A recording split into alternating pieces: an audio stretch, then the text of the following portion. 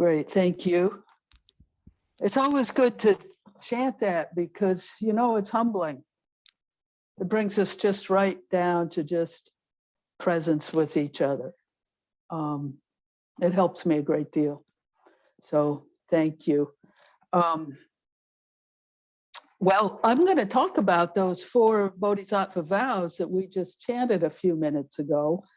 But before I start on them specifically, I do want to talk about living by vow, you know, and just what that kind of is for me. And taking a little bit from Shohaku's book, this is early on in it, on page 15. He says, in fact, part of the definition of a bodhisattva is a person who lives by vow instead of by karma. Karma means habit, preferences, or ready-made system, or a ready-made system of values. As we grow up, we learn a system of values from the culture around us, which we use to evaluate the world and choose actions.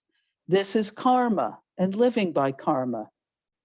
In contrast, a bodhisattva lives by vow. Vow is like a magnet or compass that shows us the direction toward the Buddha. I wanted to just talk briefly about that because I think it can be a little confusing, almost as if somebody who lives by karma, well, they're like that. And so, oh, I live by vow, so I'm cool, you know? But I don't think it's like that because I certainly, karma is completely active in my life as it is in all of our lives. The things we're born with as we come in, our experiences, our early experiences, perhaps even our, you know, prenatal and early experiences we can't even remember, but that are part of our being and that we may have reactions to throughout our life. When something happens, it may trigger even a response we don't even know what it is. And that's, I think that's part of our karma. But what I think he's talking about with living by vow is, he talks about it as a magnet or a compass. I'm thinking of it as curiosity. I'm thinking of that living by vow means that more and more I allow myself to become curious. When I am triggered, when the karmic activities in my life arise, I'm triggered or something, more and more I'm able to have a curiosity about it. Like, oh, what is this? Wow, what is this reaction? What's going on here? Because I think when we're not able to do that, there is no we can't touch curiosity, and that makes it harder.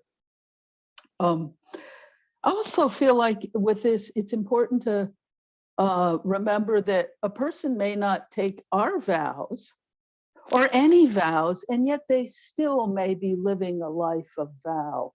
And I want to refer to Susan from Tuesday. Susan kind of said, I am vow. And I think, well, that's pretty important. We are vow, whether we're Buddhists or not or whatever, we are Buddha nature. Buddha nature is us, you know? And so vow is alive in us. It may not be as activated, or it may be. I know many people, my partner, Lori, for one, who, you know, is really a much kinder, nicer person than I am. And she's not a member of any particular religious organization, hasn't taken any particular vows. And yet I think she lives by vow, you know, just as it really arises for her. And I've learned a great deal. Someone like me, well, I need to actively take vows. You know, I need this. I need it because I forget so easily. And it brings me joy. So I just want to have that out there and have out there the idea of curiosity. And so what all this comes down to about vow is that I've sort of, rather than saying living by vow, V-O-W, I often think of living by bow, as in that, as in B-O-W, living by bow, because I have to bow. I have to bow to all the things that are difficult for me, all the places where I'm lost, confused. I come back to sit, I have to bow. Wow, what the heck is this? And so it's in that context that I want to talk about our 4 Bodhisattva vows, or bows. Maybe they're bows and vows. So the last few weeks, I've just been living with them. And, I did want to mention one other thing I forgot in terms of Shohaku's book. And then I'm going to veer away from his book. But he does talk about the 4 Bodhisattva vows as originally coming in a slightly different form from what we have now. They come directly and correspond to the 4 Noble Truths of the Buddha.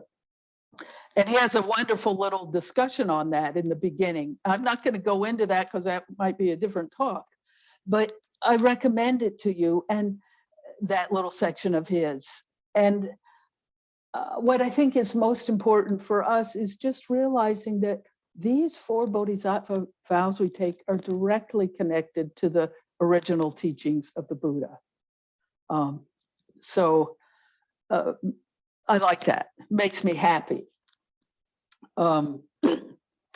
Then I want to say, the Bodhisattva vows as we use them, and I'm not going to use his wording of it. I'm going to use the one like we just chanted because it's slightly different, but it's similar in that they're impossible, right? Totally impossible. They're contradictions. In each one, like beings are numberless, I vow to save them. Well, it's impossible if they're numberless. And they're all like that. And Shohaku says that this form of the vows is because we're human beings, and maybe things are impossible for us, and it's a gift. He didn't say that, I say that. The fact that these vows are impossible is a gift. It's good news, because you have to totally throw out the idea that you can accomplish it, that you can do it with your ego, with your striving, that you'll someday be a good person. Forget it. And all the time maybe you feel like, oh, I'm not doing it. Well, I'm a bad person. So, those inner judgments, these Bodhisattva vows allow us to throw those inner judgments out the window. And that's a practice that's been really important for me for my whole life, because, I grew up with older brothers and older sister, and a lot of judgments from them on me about how I didn't measure up. And then I internalized that. And really, especially in my younger life, battered myself with those judgments. And these Bodhisattva vows are good news. No, it's out of that realm. You don't need to batter yourself. You don't need to judge yourself. You just need to be present as best you can. So let me see. Oh, well, that reminds me, Dogen says, I think he's talking about Zazen, but he says it's a matter of everydayness. That's how these Bodhisattva vows are, and practicing with them. It's just a matter of everydayness as we go about our lives, our feeding the kitty, our taking a walk, or meeting a friend, whatever we're doing. Nothing to do or to attain, just stay as present as we can. So now I'm going to share with you my reflections, just my personal reflections over the last few weeks on the 4 Bodhisattva vows and living with them, and maybe in creating some different wordings for them. Or actually, I'm also going to steal from Chris's different wordings for them that she has. So the first one beings are numberless. I vow to save them. Well, Chris often says, beings are numberless. I vow to save them and be saved by them. So I think that's what you say. And Chris, I hope I'm not going to misquote you, but maybe I will. But then there it is. And be saved by them. In other words, this is completely interactional. It's meeting, and there, whatever is happening in the world, I'm being saved, my heart opened, sort of interpenetrated by all other beings. And so I really like that. I use Chris's thing. I'll say it that way when I say it to myself. Beings saved, beings are numberless. I vow to save them and be saved by them. But I also have another interpretation, another wording of it for myself that helps me understand this vow better. I like to think of it, beings are numberless, and I vow to save them from myself. I vow to save them from my ideas about other persons, other creatures, everything. You know, I have all kinds of judgments and ideas and everything. And my vow is to, as much as possible, bow to those judgments, those ideas, but notice them in the bowing, and as much as possible, release them. And if I can't release those judgments, those ideas, those knee-jerk reactions, bow to it, give it over to the Buddha, and let myself be held, and all of us held and helped by the Buddha. And somehow, you know, that does help some of these ideas about other people, other creatures, situations, to sort of ease up. And when I think of it that way, saving others from my ideas about them, then what it comes to is, so the vow is, I vow to really meet as best I can in any moment, any situation, any person, letting them come forward as who they truly are, as best as I can in that moment. And that's saving them, because if we can just meet person to person, being to being, as best as possible, knowing it's difficult. I have, well, here in our community, there's a person who I constantly have to bow to my reactions to this person. She's a lovely person. She's really extroverted, and I'm not extroverted. And I find when that she has a lot of energy and ideas, and I feel like I get triggered, like, oh, I'm going to have to be brought up to her level of energy, and whoa, stop, that's not me. And so what I want to do is shield myself and X her out. Well, that doesn't work very well, and it's not great.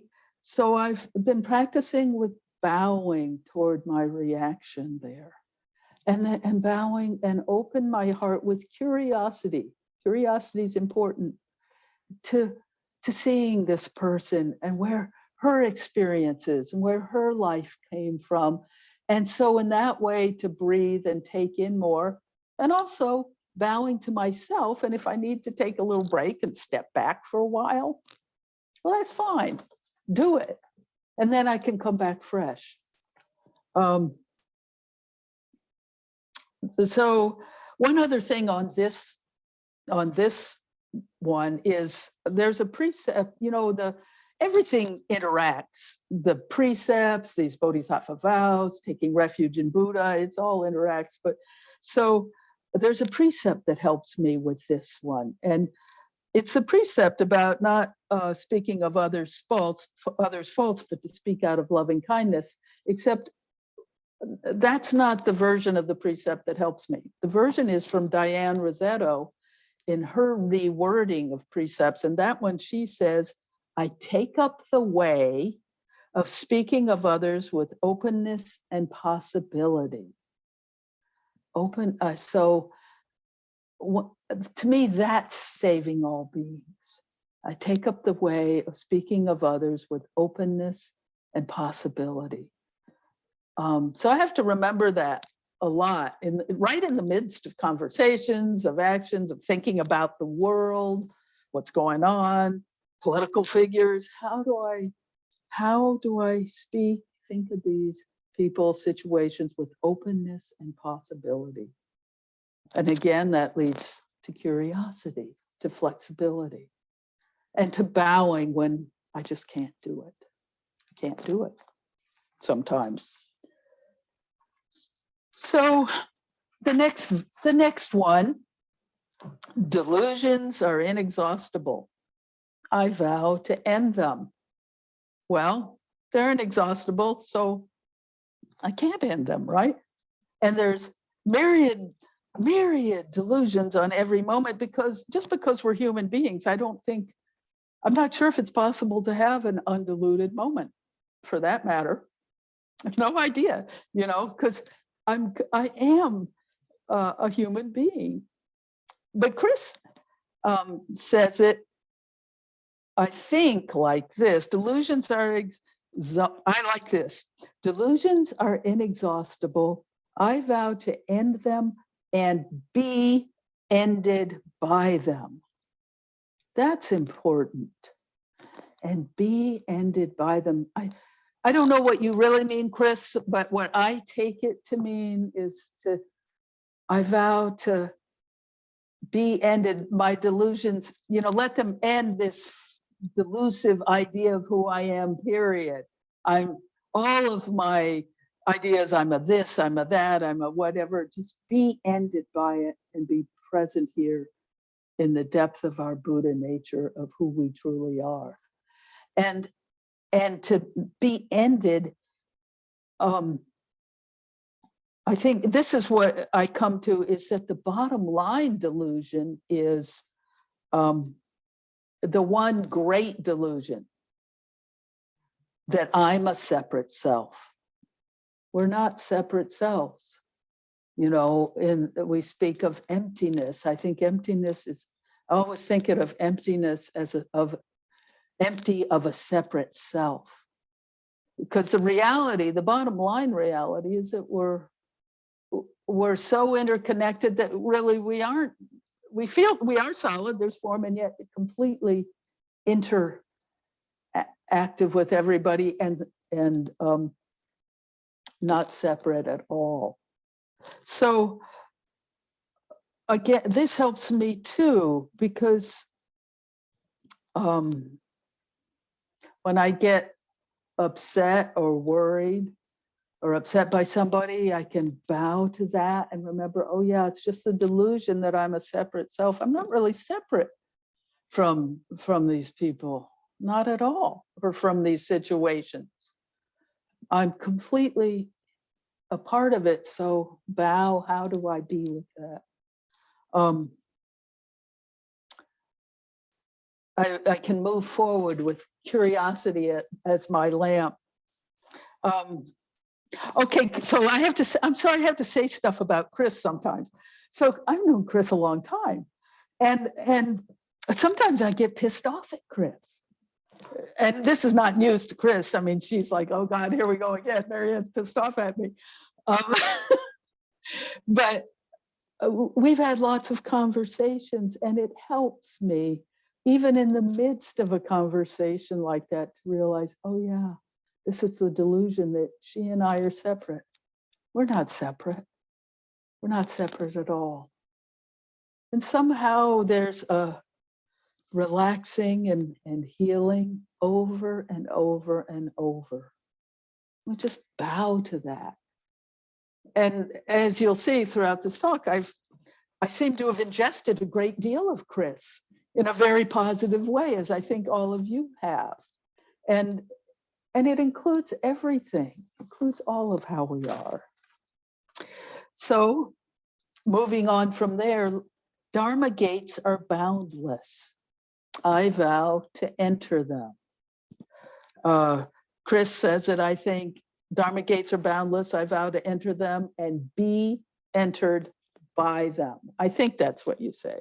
So to allow what is in any moment to enter me as well as me entering it. And again, throughout all of it, it's especially Chris's way of seeing it, it's the interpenetration of our lives with all that is, that's important, that we're affirming and vowing, bowing to and honoring.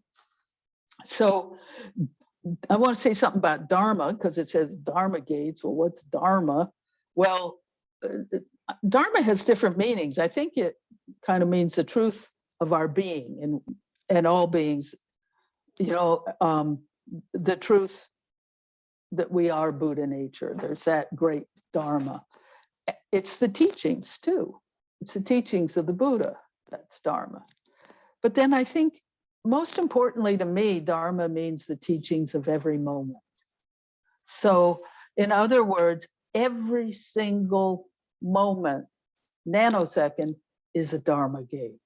And all the events of our lives, all the responses, all the situations we're in are Dharma gates. And they're boundless. Boundless is an interesting word. I mean, it means lots. I mean, just without bound. Sometimes, you know, I think Kaz Tanahashi sometimes translates emptiness in the Heart Sutra as boundlessness. So I think that boundless Dharma gates, they're also all interpenetrating each other as well, and completely boundless and way beyond my little brain's understanding. So I got to bow to them. So I don't reword this one too much, but I vision it. I see a gate. I see gates. I see, you know, gates, whether they're joyful gates of experience, whether they're difficult, all of it is a Dharma gate, inviting me deeper into opening to the truth of our lives, of our deep interconnection and our groundedness in that we are all Buddha nature. I think when I see it as a gate, then I see it as a choice. I choose to enter. I choose to go and explore with curiosity whatever is going on, whatever's happening inside me, to open my heart and mind with curiosity, and to bow to difficulty. And I thought of a couple situations. I mean, this is a big, obvious one. You know, when my brother died, now it's quite a long time ago, but he, you know, he was just 34 and I was just 27, and it was tragic and it's so powerful. It's like, it's been the gift that keeps on giving, because that was a Dharma gate. I mean, who can say you wanted that? I didn't want that. And yet I bow to it.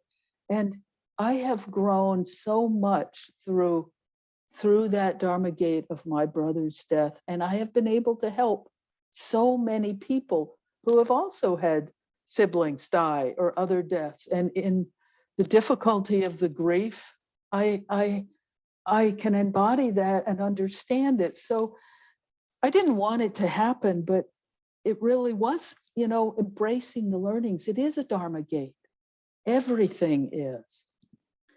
And you know, we've started the new year now, 2022, and I heard people say, or oh well, let's hope 2022 is better than 2021. Oh gosh, thank goodness we're off 2021. But people were saying the same thing when we started 2021 after 2020. Oh God, I'm so glad 2020 is over. Get me out of here. And I don't follow that way of thinking, because I think all these years are perfect just right as they are. Difficult maybe, challenges, but they're Dharma gates.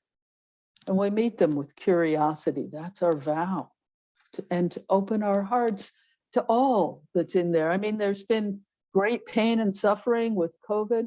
There's also been great stepping up of people caring for one another. and maybe of recognizing more inequalities than we would have recognized had these things not happened. So it's all a Dharma Gate. And then the final one, which kind of wraps up all of them together, but Buddha's way is unsurpassable. I vow to become it.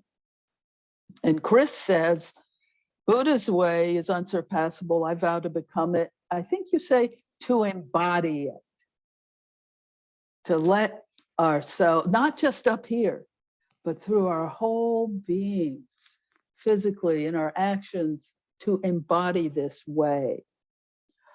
Well, what arises for me in this is that actually, I don't see this one so much as a impossible vow, or as quite the same contradictory vow. Exactly, because I see it as what arises is that we are already it. Buddha's way is unsurpassable. I vow to become it. Well, we're already it. We are Buddha nature. That's the good news, that this is who we've always been and who we are and who we will be. So that's good news. So I don't see that as a contradiction. More, it's just bowing to that reality and opening my heart to it. And if I'm always it, you're always it. And every little thing is. So I bow to it, to that fact that I am Buddha nature. Dogen says it's not that we have it, we are it. I mean, that's embodying it, understanding we are it. We've always, when we sit down, maybe we realize it more easily when we sit on our cushion, but we've always been home. We've always been home. This has always been our true home. So I think reciting the 4 vows and maybe sitting with them, allowing them to come alive in terms of your own language for them, your own feeling of what they are, is a really good practice to take up for a while. Because they are guides, they are compasses, they're wonderful. Chris said, a long time ago, I was having a meeting with Chris, and I think I was really bummed about something, upset, or I was angry, not at her that time, I think, but it could have been, but I don't know. I was upset, and I think I'd had a dream about how a really angry little girl inside and a really very intellectually slow little girl inside. And in this particular meeting with Chris, I said, just write something, give me something that I can take with me to practice. I guess I was feeling desperate. And so Chris, quite amazingly, wrote this down. And this was really years ago, but it's helped me so much. And I think it embodies these 4 vows. She said, we're sitting together, because we were sitting there together, grounded and present, grounded in our breaths, grounded in our bodies, grounded in the whole of Buddha nature. We're grounded and present with love, with slowness, with wildness, falling over and over into Buddha's deep lap of love. And that verse, that saying, that's bowing. And that's, to me, the 4 Bodhisattva vows, and living by bow. So thank you, Chris, for all that. So we're going to break into groups, but not yet. So don't leave yet, because I want us, if you were thinking of leaving, that is, I thought we'd do a little just guided breathing for a moment, just to kind of get ready for going into the groups. So, if you just, let's see, I'm not going to use a bell. just let yourself settle right where you are. Don't turn off your video if it's, well, some of you have it off, but that's okay. But just sit right there and come to your breath. Come to your breath in your body. Feel your breath on the inhale, wherever in your body you feel it. And then let it go all the way to the end of the exhale. Let it arise again and let it go. Really grounding in the rhythm of your own breath in your own body, just right here, right now. Following the rhythm of your breath in your body. You're safe, you're whole and sound. Just grounding in it. And then once you feel grounded and solid in your body, let yourself just bring to mind, see what arises. Does one of these Bodhisattva vows arise for you right now? Or some phrase or thought or idea from this talk. So take a few moments and just see what might arise about the Bodhisattva vows. Maybe some one of them, maybe you've got your own way of saying this particular vow that might be arising or feeling it in your body. So just breathe with this. You're not forcing, you're not thinking. You're still following your breath, but with an intention to see what arises on this topic as you breathe. And if nothing does, no worries, just continue breathing. You just see what arises and what passes.